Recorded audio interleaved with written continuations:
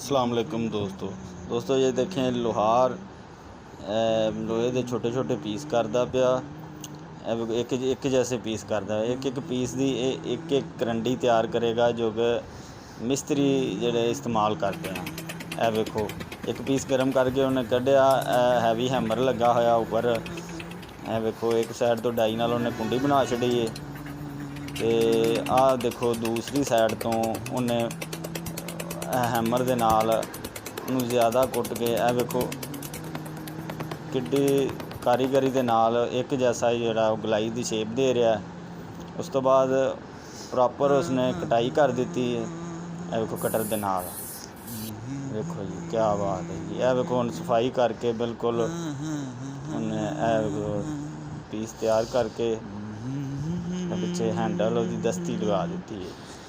क्या बात है।